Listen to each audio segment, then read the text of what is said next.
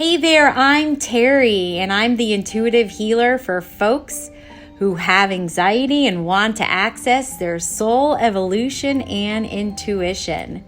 There's more than meets the eye here as we chat and hang out in these episodes that have spiritual, esoteric, multidimensional, somatic, quantum techniques, tools, and tips to help you get unstuck and move you forward in your day-to-day life. So join me in discovering your path to help you clear anxiety of the past, align your energy to the present, and create your new future. Well, hello, everybody, and welcome to the portal with Terrie Huberman. I'm so excited. Every week, I'm excited to bring you. Every time I have a guest, I'm like, you guys have to hear about. So I have a really cool guest for today who we're really going to learn a lot from, and I'm really, really grateful to have here. So I'm going to introduce you guys to him in just a second. But just a heads up, Buttercup, listen. If you like this podcast, subscribe, share, tell all your friends, because the more you guys interact and there's algorithms for all this stuff. And we want, like here at the portal, just to spread the word and just to kind of have people who are starting to come online to their empowerment and power and sovereignty and their beingness to, just spread the love, the joy, the service, all the things. So don't forget to like, subscribe, share, all the things. And without further ado, I have got to introduce you to my next guest. If you're watching this on YouTube, you may very well be seeing him. But this is Anjay Maliska, you guys. He's a trained psilocybin facilitator and clinical herbalist. He's located in Oregon, so all you Oregonites out there, just heads up, Buttercup. And he's really expanded into brain health and coaching for helping people to holistically overhaul their life. Maybe they have been sort of dependent on pharmaceuticals and they want to reclaim their health independence. So this is where Anjay steps in. He's got so much information for us. And without further ado, officially, here's Anjay. Hello. What's up, Terry? Thank you for Hello. having me. And what's up, listeners? Thank you for tuning in. I'm stoked to just connect with Terry and connect with y'all. Yeah. So, okay, Anjay, you have a story. And I'm pretty sure that a lot of the people either watching or listening will be able to resonate and connect with it. And so, I'd love for you to share your story, how you got to be where you are today, and maybe more details about like what you do. Yeah. Yeah. I mean, we could start with really where this started to manifest. Yeah. I have gone through a complex chronic illness from mold toxicity and chronic Lyme disease, moving through that over the last 5 years. And I'm only in my late 20s now. This was when I started out in my early 20s when, I was just like, I don't know, felt like the world was in the palm of my hands at that time, and then just everything just completely being decimated, right? My Yeah. cognitive function, neurological symptoms, extreme fatigue, and just pain throughout my body. I mean, my wife and I at the time, we had like converted self-converted a Sprinter van. We were just like, Wow. out on the road all throughout the West Coast. We're over here in Oregon, but throughout California and whatnot. And just like one day on this amazing adventure, I woke up with just, like I said, crippling fatigue, just bizarre neurological symptoms of vertigo and dizziness and just neurological pain and headaches just every single day. And cognitive dysfunction where like I couldn't even really recall names and phrases, even names of people that were close to me, of family and friends. And it was just like out of left field, just like, what the hell is going on with me? And led me on this journey of going from doctor to doctor to doctor to try to deduce all this and actually get to the bottom of this, get actually a definitive diagnosis, which I don't know, it took so peeling back so many different layers. And there was a period of time where I started getting a little bit of traction from, moving through my standard, allopathic medicine over into functional and then naturopathic. And, those people were the ones that were actually going to um, entertain the notion of chronic Lyme and mold toxicity. Yeah. And they have a lot of the tools and the diagnostic methods to actually, retrieve that information. And so, I mean, it was just this process of just being invalidated and dismissed throughout this process of like, hey, like I'm in my early 20s, I'm experiencing all this, but on your regular blood labs, like they looked normal, right?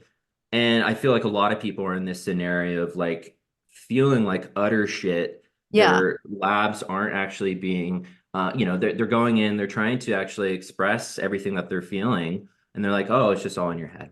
It's all in your head.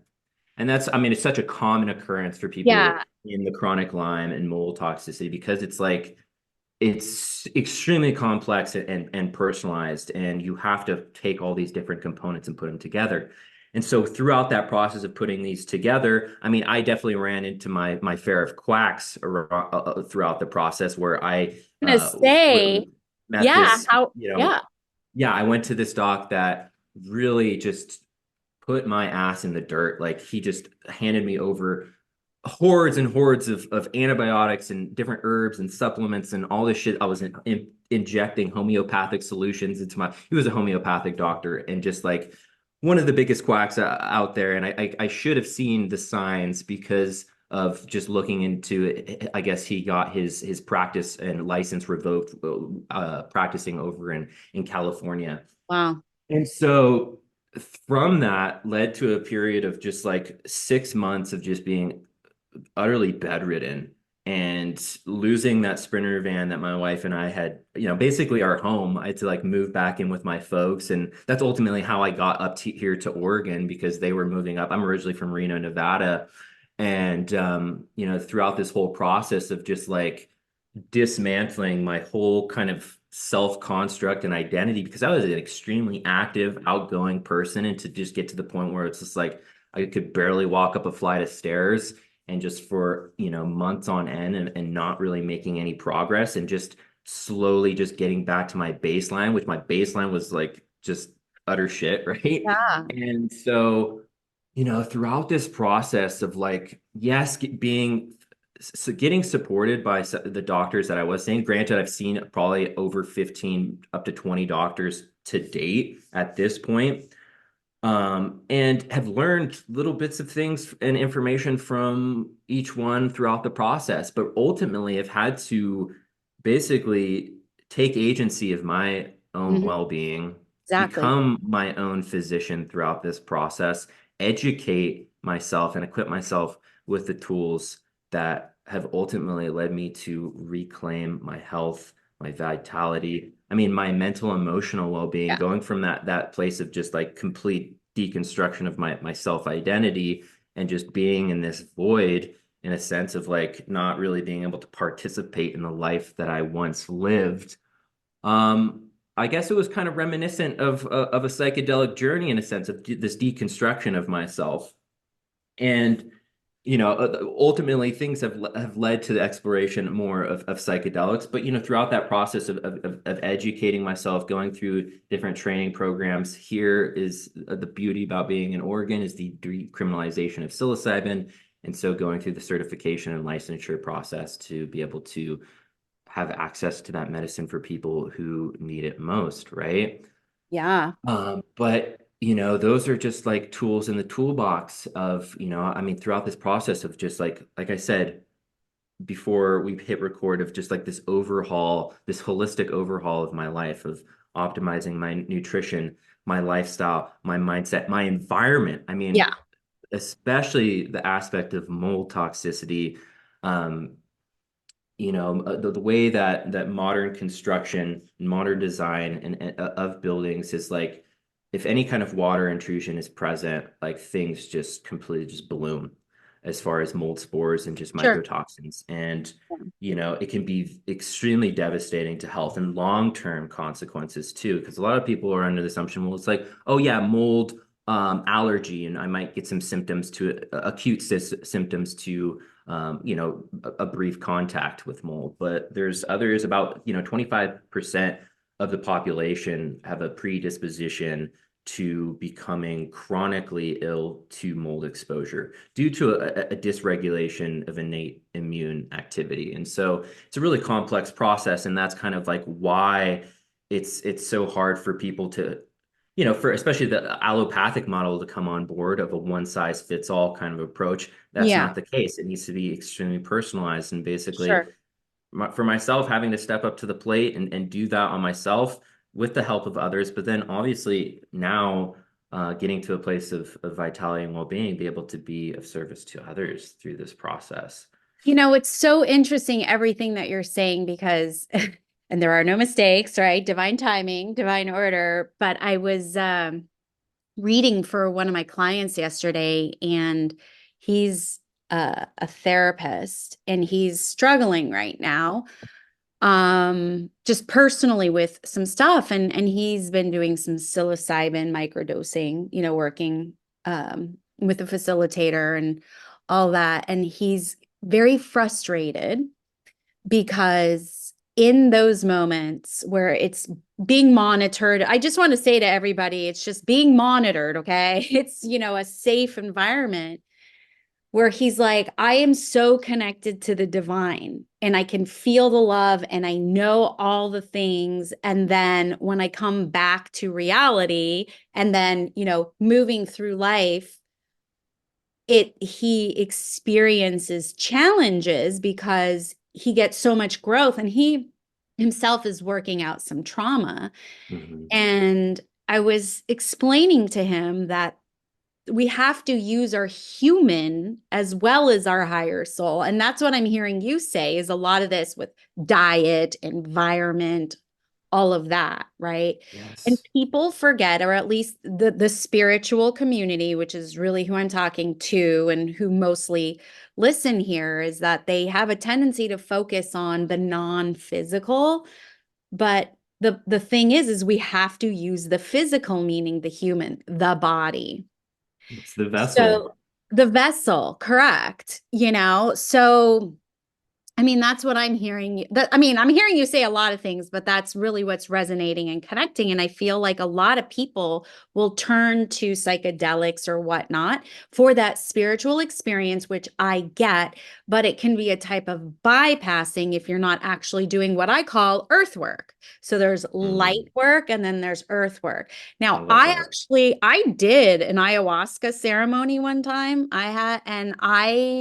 It was no big deal to me. Like I was expecting some big, like huge epiphany or something. And I was like, yeah, I had the psychedelics and all of that, the hallucinations. All it did was put me in ultra, ultra anxiety mode. Mm, But like I didn't have anything, so I feel like people need to really understand how to do this process and yeah, understand that it's a holistic process. It's not just to bypass or it's not a magic pill because you still have not to a deal magic with pill. your human. Yeah, I So, can you mean, tell us a little bit more about like what is microdosing and how do you do it and yeah. all the fun things? Yeah, I think there's definitely a lot of sensationalism Yeah.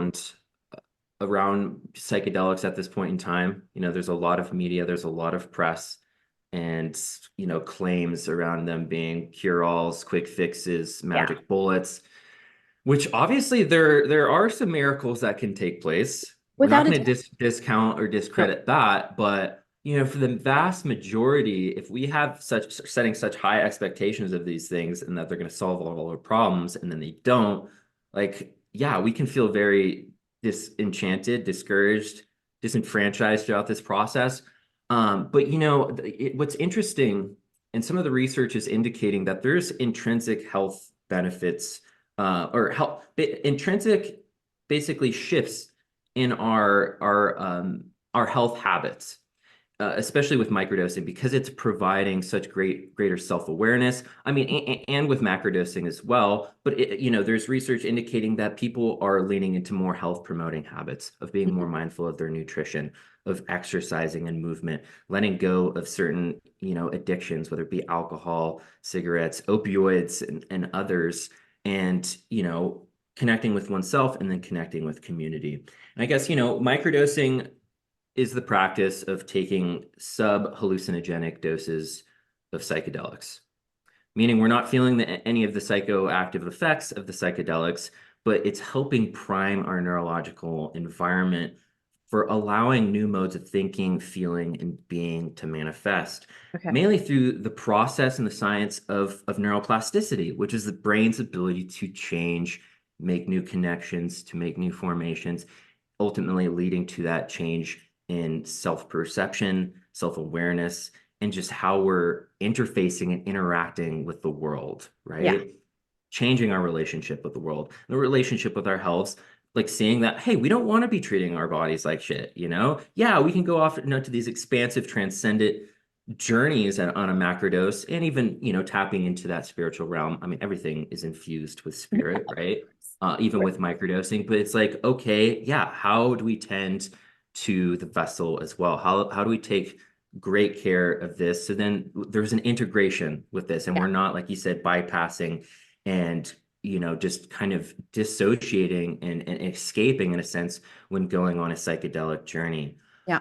And that's the same process with microdosing tool. It's a tool in the toolkit for us to help repattern our minds, repattern our brains. It has these also, I mean, looking on a neurochemical and physiological aspect, and just like on a physical level, it is helping reduce inflammation in the brain, allowing information to pass through the brain more rapidly and fluidly, allowing us to be able to have greater cognitive well-being, greater focus, concentration, and attention. I mean, I feel like that is one of the things that is crippling us here in this day and age, is that we can't attend to our inner process. I mean, so many people are, I have a hard time with meditating and whatnot. I Yeah. can't get into this practice. Well, it's like, yeah, because we're just so scrambled and definitely imbalanced neurochemically as another Yeah. aspect to it. And the way that, psychedelics such as psilocybin and LSD, like our classic psychedelics, they're working on serotonin and serotonin pathways. And what's beautiful, especially when we start exploring depression Yes. and anxiety. I mean, especially with depression, I think what's so unique about these compounds is that psilocybin and LSD, they're working on serotonin pathways that SSRIs and other antidepressants aren't. And they're allowing a more active coping. Typically, SSRIs are providing a more passive coping mechanism with basically the shit that's going on in our lives. We kind of just, it's kind of numbing in a sense. Yeah. Yeah, not to say that people can't receive benefit from that, but if we're actually going to get to a place where we're not dependent on those things anymore, being able to take an active role through that process, and really leveraging that with Yeah. psychedelics, with microdosing, because it is working on what is known as 5-TH2A receptors. So that's a type of serotonin pathway. The SSRIs are working on the 5-HT1A receptors. And so that's that difference between the passive coping and the active coping, allowing us to have new insights into, okay, like, why are we extremely depressed? Why do we feel just so numb to life, disconnected, so much doom and gloom, and just so pessimistic? And really getting to that root cause. And especially, on a physical level, but on that spiritual level, like, I feel like, there's, uh, I think at this moment in time within humanity, we're in a spiritual crisis. I Oh, think yes. that's kind of like that underlying uh, implication of like why everything seems so fucked Yeah. in this day and age. Pardon my French there. I can take a sip of No, water real it's quick. okay. A lot of us went to public school. We're good. We're good. Yeah. And, now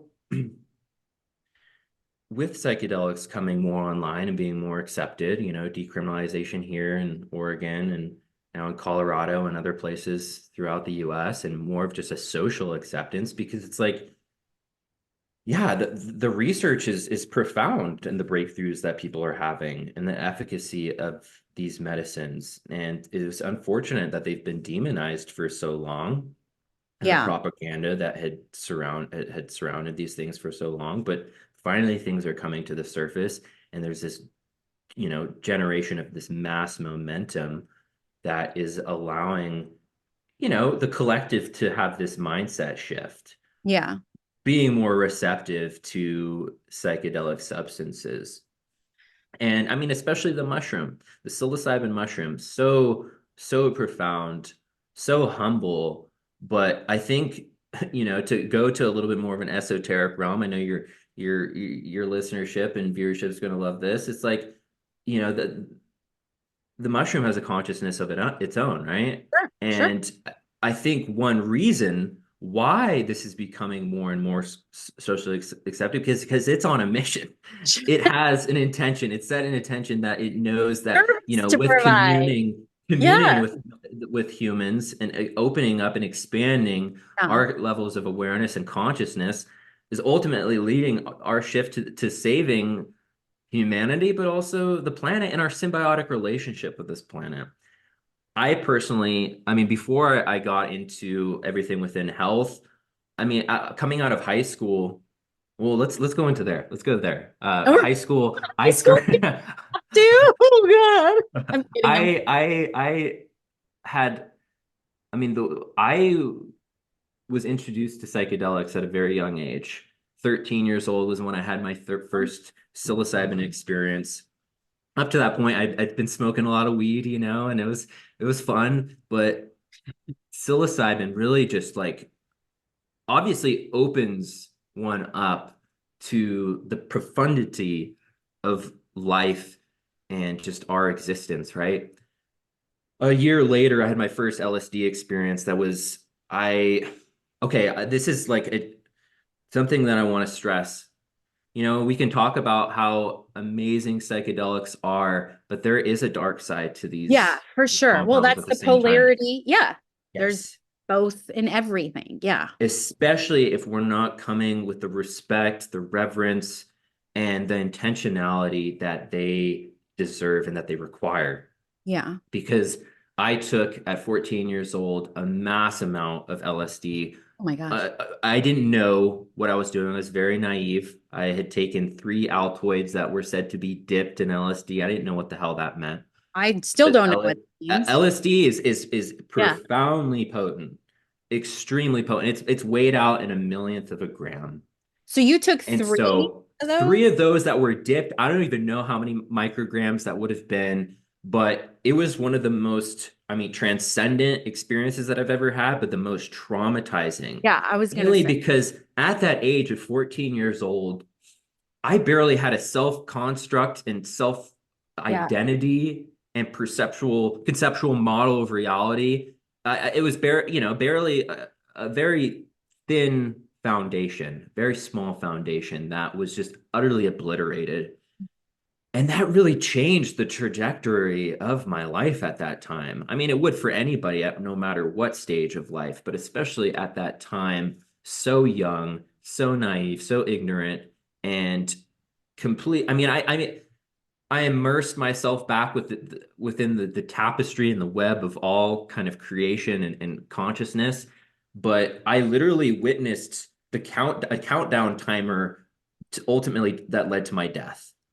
And it was absolutely terrifying in Yeah. that moment because it was like every aspect of who Anjay might have been was just completely just diffusing and just vanishing into the void. And it was like extremely, extremely overwhelming. And returning back to psychedelic medicines because well, from that point on, it really changed my relationship with psychedelics. Granted, I took 2 weeks later after that trip, I was like, okay, I'm ready to get back in there. But I took different LSD from a different supplier, and it wasn't as potent, so I had a blast. But my interest always led to because at that time I just felt so self-conscious and Sure. overly self-aware and just like so awkward and very introverted which is weird because now I feel on the complete opposite of that spectrum, And you you're know? a Leo too. I'm So a Leo too, oh, that's yes. extrovert. I have my introverted moments now, but during that time of just feeling so lost and without any kind of direction and lacking I mean, after that experience, like it revealed so much to me of just our world, humanity, Yeah. my relationship and my place in it, and how much more we all are than the world, you know? And led me along this path, a very challenging path, because like have being equipped with that information at such a young age, it's like there's this kind of great dissonance and disconnect with society because society's values and other things were very, very different from my own at that time. And the way that I approached psychedelic medicine back when I was a teenager was more recreationally, which there's, nothing wrong with that, but As going long as you're through, responsible, though. I yeah, mean, as long as you're responsible. Actually, what was, and setting has such a major implication and a major impact on influencing the psychedelic experience. Your set yeah, being your mindset, sure. just your thoughts, feelings, emotions going to the experience, and your setting, your environment that's all around you. And I didn't abide by any good practices at that time. In fact, at 14, in eighth grade, I at that Friday that I took that LSD, that afternoon I had detention after school, and later that evening when I was coming up on the LSD, I got a call from my vice principal. Oh no. And she was looking for some gal that was in that same detention that had gone missing. Oh no. Not a good set.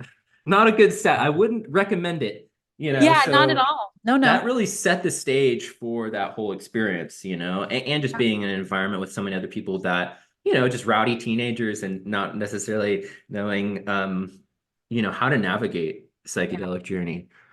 So, fast forward many years, and I think, oh yeah, this is kind of where I was going with this of like our relationship with the natural world.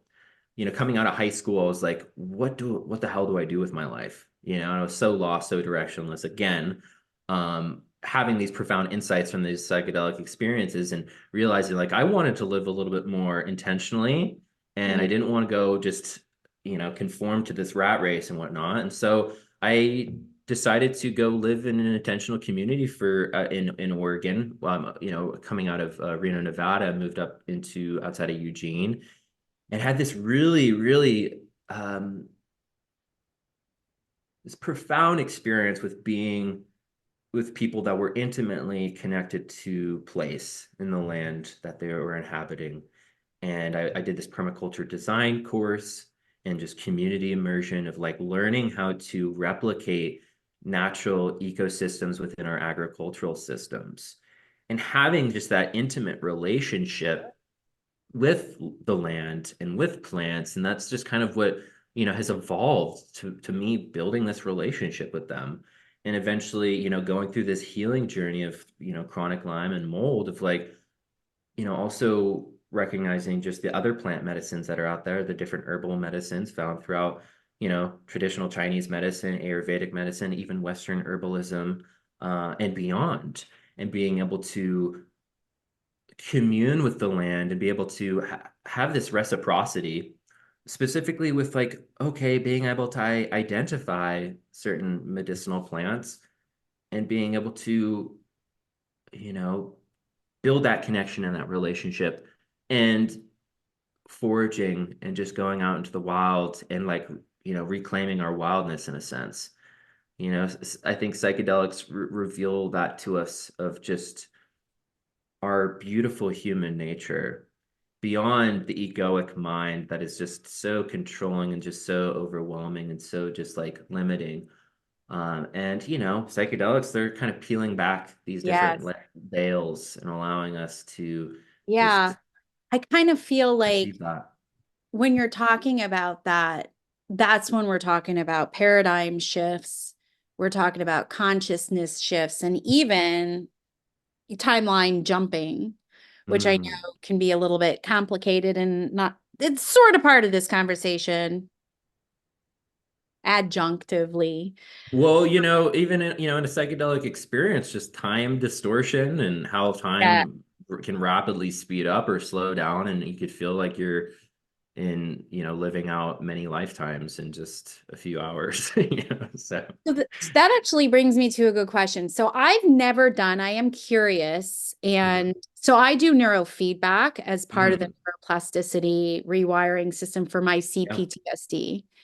And I've been doing that for a few years now. And I'm like, yes, girl, yes. It's like, that's my thing. But I've been curious about a facilitated microdosing session. Hmm. I have a fear though, because and this is a personal thing, but I'd love to know just from your expertise and experience what could be happening. Um, so I did do shrooms once and it was Hmm. awful.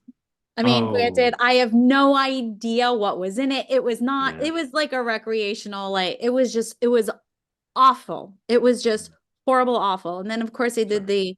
the ayahuasca. That was like, I mean, I had all the physical symptoms and all of that, but no Yeah, spiritual, like, which I was looking for. But definitely. both experiences, Okay. I had severe anxiety. Like I Mm, needed to jump out of my skin and I did not want to be here. It was like, get me out of here. And I was like that for hours. And I'm like, I hate this. Why do people do this? I can't let. And so it was like it exacerbated and amplified my already existing anxiety. So I was like, mm, fuck this. I'm sorry. So yeah, I know. Thank you. Yeah, I'm sorry to hear that. Because I'd like to have a different experience because I have Of had course. beautiful experiences with the divine and multidimensional beings. Totally and completely, if you want to call it sober, I don't know what you would call it, like what the correct term would be, chemistry free. And those Hmm. were amazing. And I've had many of Yeah. those. I can't necessarily control them every time, like when it's going to happen, but I'm always trying. So, Yeah. like, what is happening? So, okay, so for example, a lot of people who are watching, if they're, curious or they, go to a facilitator or something like that, like, what is this thing about the anxiety just being so amplified? And I mean, it was just like horrible. What is happening? What's going on? Or what do you Well, I specifically with anxiety, I mean, with microdosing, if we're taking it in the context of microdosing, right? Microdosing isn't supposed to elicit any kind of, say, psychoactive effects and have the hallucinations, and other, the time distortion and things like that. The research is kind of interesting, and specifically within microdosing, like it is research and, I guess, evidence to suggest that there is benefit for anxiety, especially Sure. social anxiety. More so, Yeah. social and performance anxiety is showing to be where it helps alleviate those kind of types of anxieties the most. For generalized anxiety disorder, GAD, like, there is conflicting evidence there, and it's almost leaning into where it might exacerbate those things. Okay. On going into, say, a deep psychedelic journey, a lot of things are going to be amplified, emotional states and just thought patterns and things like that. And at times they need to be amplified to a specific level. So then we can actually, like, get very clear on, like, okay, where is that originating from? But there's this process, of what is known as the default mode network in the brain. It's these different brain regions that are really responsible for our self-referencing, and it's really when our minds are more directed internally. Mhm. And so, we're having, self-reflection on ourselves and how we're relating to the world, and just like having this internal rumination.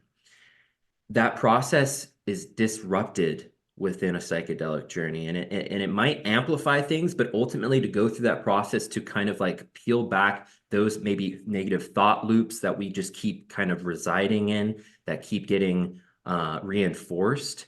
And so it can help disrupt that network, the default mode network, which can have benefit to, say, somebody that is anxiety prone because they're getting a different vantage point. They're not stuck in those thought patterns and those thought loops that are very rigid and tight. It allows flexibility of Sure. thought and of mind.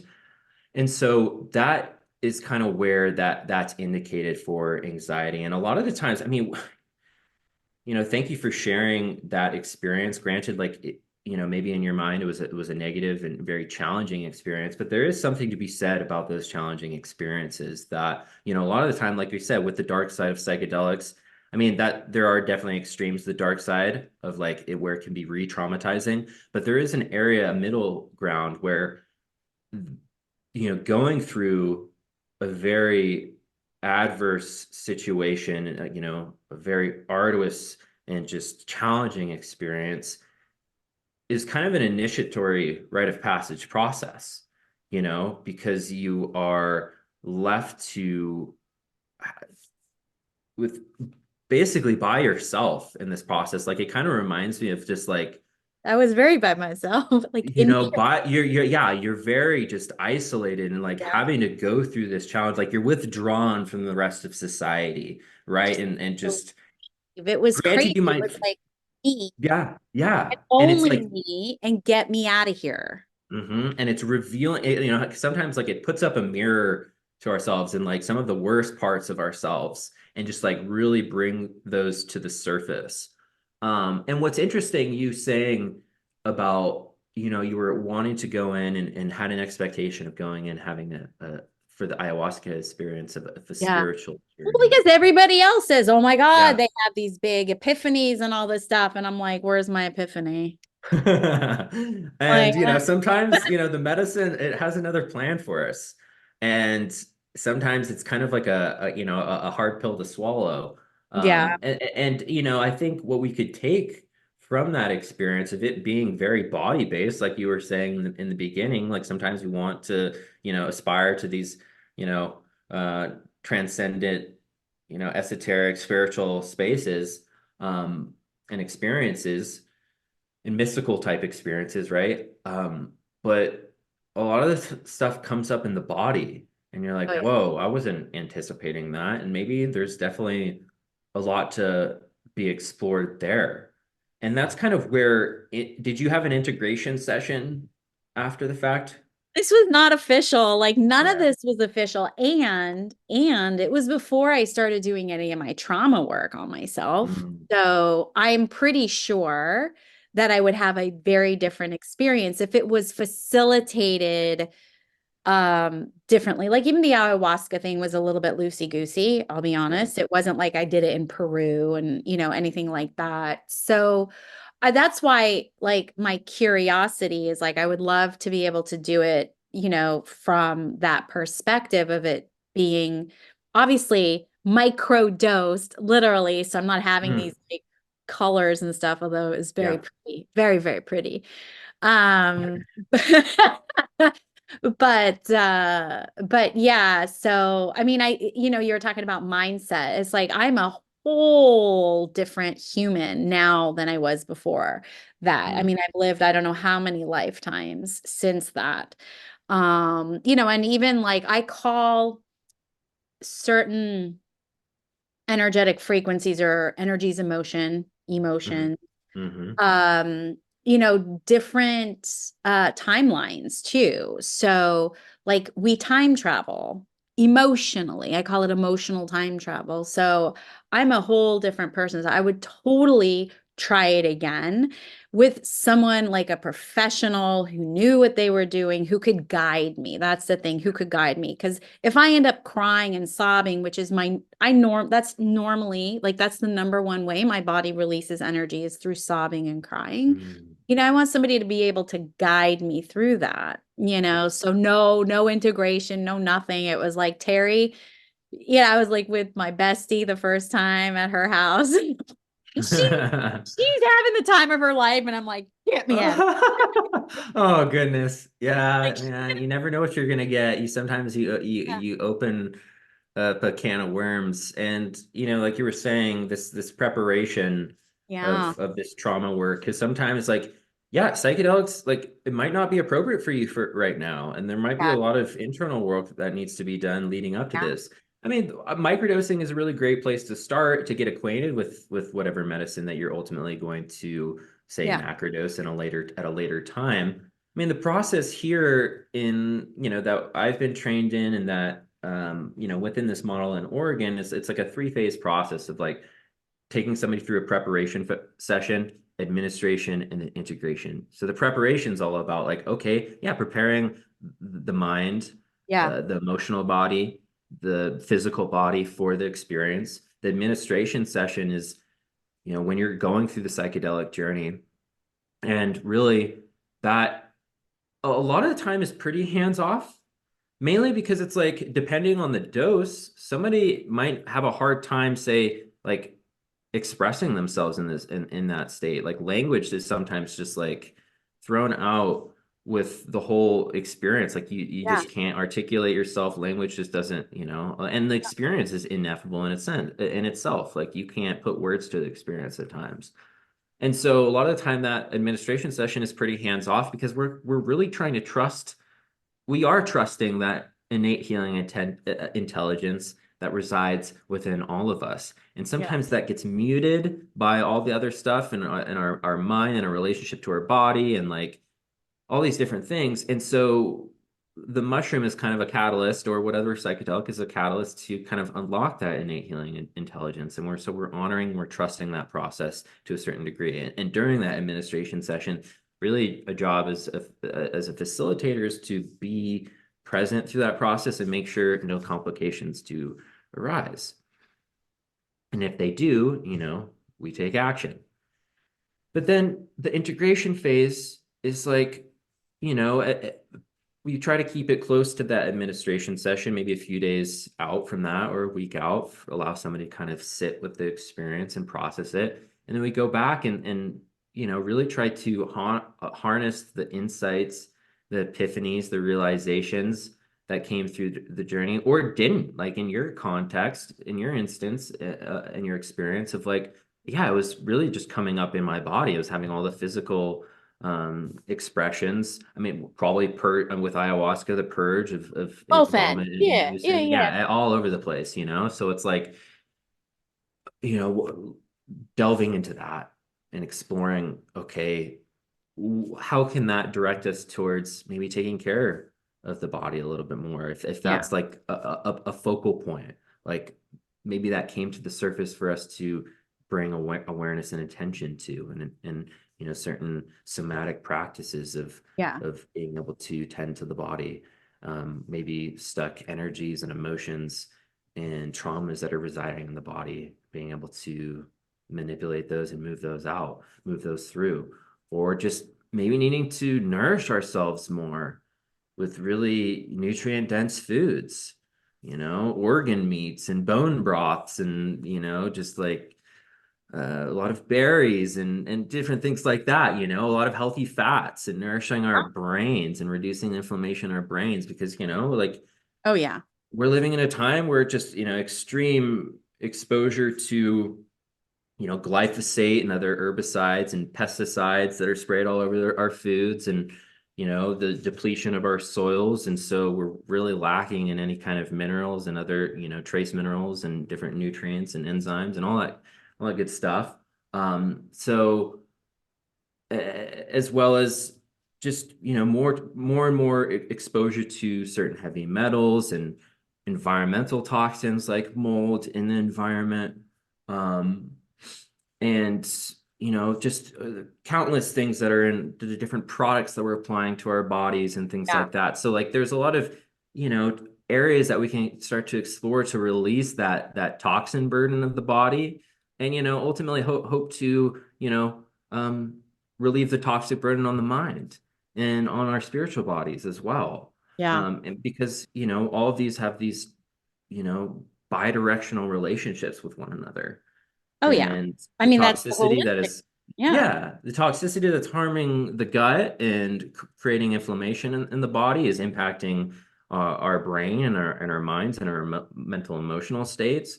I mean, a lot of the precursors to serotonin and dopamine and other things like that are being generated by some of the foods that we eat, but also in our microbiome, and then the gut brain axis and that bidirectional communication that's taking place there.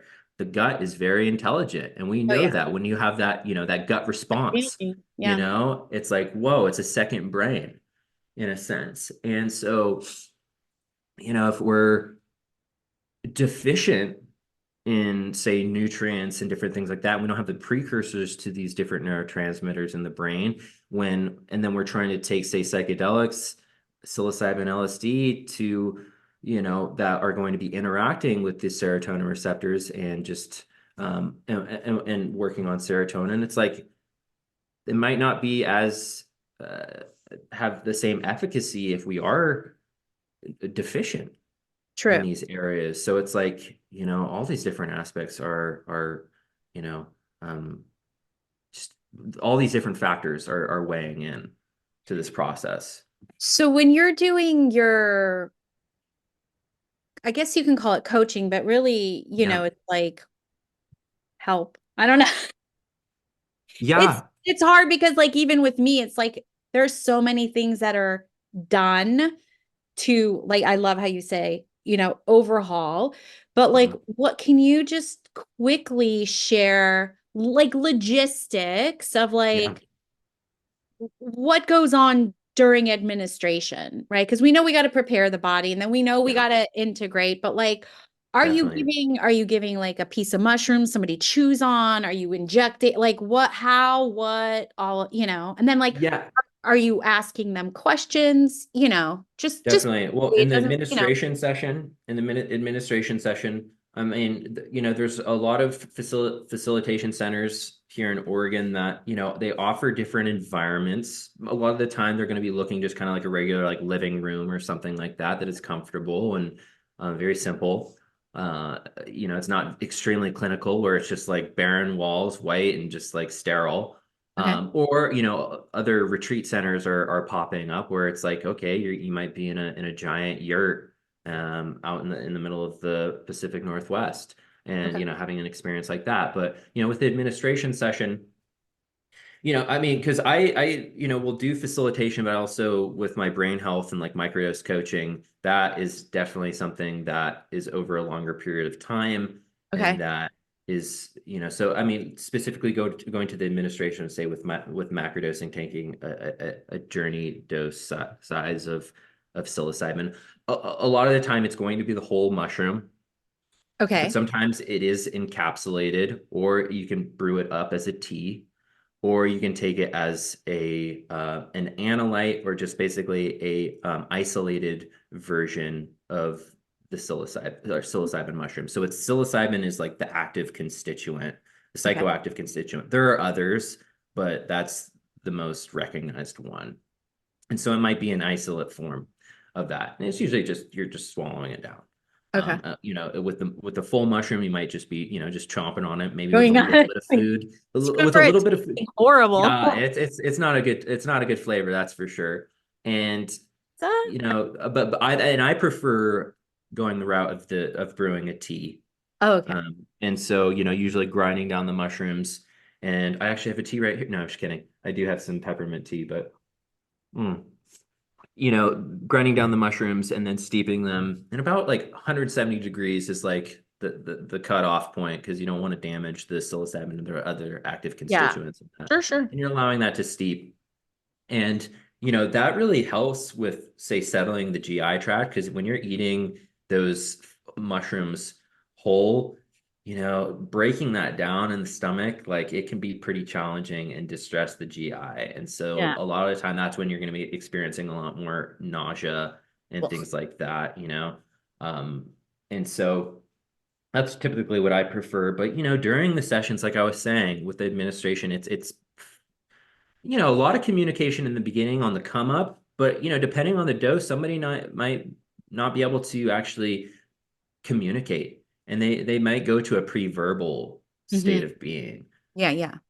and they might even return back to the womb in a sense, Sure, or sure. just like infancy, Yeah, where maybe certain traumas have come up. So it's sure. like being able to, say, interact with a person in that place is like, it could be dangerous, Yeah. really. And so that's why I was saying about, honoring somebody's innate healing intelligence through that process. And then once they've kind of landed, come back down after, being blasted off to who knows where, that's when we really start to, you know, Do the work. integrate and start Yeah. talking about the process and where they went throughout, and equipping them with some tools and techniques to say navigate that more.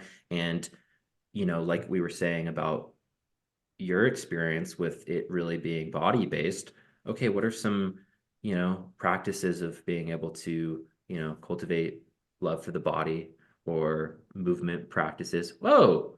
I don't What know is what's going on happening? Did you see here. earlier there That's was like a, yeah, I the don't know. mind I guess I have speaks in my many ways. yeah, So the hand gesture recognition on or something like that. But that was cool. that was Let me really see if cool. I It could was good replicate that timing. again. I don't even know what I don't even okay. know. I don't Maybe we're know. not gonna be Like able to do it. But that was cool. That was really cool. that I was loved super that. cool. Thank you. Thank you.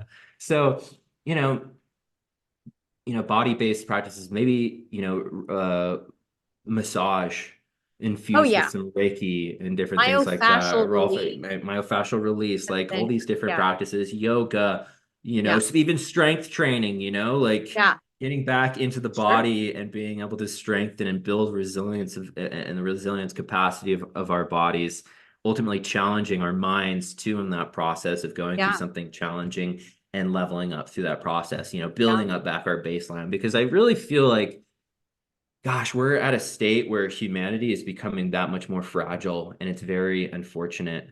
Fragile of body, of mind, and of soul. Yeah. And, especially of the body, like going back to all the ubiquitous toxicity and everything like that, and just, all the other drugs and alcohol that people are consuming just to try to try to Escape. give some escape and give some sort of love to themselves. And I think the cool thing about psychedelics is that, they can help people with addiction. However, no matter what kind of behavior that, makes us feel more connected and feels productive and makes us feel good, sometimes it can be detrimental if we are becoming dependent on that. Of You won't course. have any, say, physical addictions to, say, psilocybin or LSD, but we can get too comfortable and reach too much towards these substances. Absolutely. They're I mean, medicines, they're tools in the toolkit. yeah. Exactly. Well, Anjay, thank you so much for sharing all of that information. I know because I myself learned a lot. I know that all of the listeners and the watchers have learned and so much from you. So if somebody who's watching or listening wants to get in touch with you, how can they find you? Where can they find you? Yeah, they can go to my website. It's probably the best way to get in contact with me. That's neurodoses.com. And then I do have a podcast myself. It's solo. It's called The Neurodose. You could find it Spotify, Very cool. Apple, iTunes, or what have you. And then TikTok is another area where I've been active recently. I was a little hesitant going into the social media realm Yeah. at times, but definitely getting a lot of engagement, and people are very curious and they want to know more. And so it's like Yeah. I feel, like my duty to be able to come Yeah. show up and educate, to, share my story, to share others' stories, and the research that is being compiled and being able to kind of, get that out there. Yeah. So Well, neurodoses.com is the spot. perfect, perfect, perfect. Well, thank you so much for being here and sharing all that information. And to all of you who are watching and listening, The Portal with Terrie Huberman, thank you so, so much. Again, if you like this episode, let us know, comment, and we'll go ahead and we'll share all that information with Anjay. And I'll also make sure that in the show notes down below that all of Anjay's information is there in case you missed it. You can still work with him, get in touch with him, all the things with him. Did you have Yeah, something? and I have some good resources, guides on there, a microdosing guide that really breaks it down super simple, and you can find that just like right at the top of going to neurodoses.com. So Perfect, perfect. dive And I'll in, make and I'm sure, happy to support you. Yeah. yeah, Thank I'll you for make sure having me, it's all Terrie. there. Yeah, Thank you thank for you having me. so much, Anjay. All right, everybody, thank you. Have a wonderful rest of your day. Stay Take care, connected. Take everybody. care of that wonderful heart of yours. Well, Our time in this now moment together has ended, but another now moment is on its way. Thank you so much for joining me in this human journey and listening to this podcast, The Portal with Terrie Huberman. I sure hope you're getting something out of it. I'm here to help you clear anxiety from the past, align your energy into the present, and help you create your future.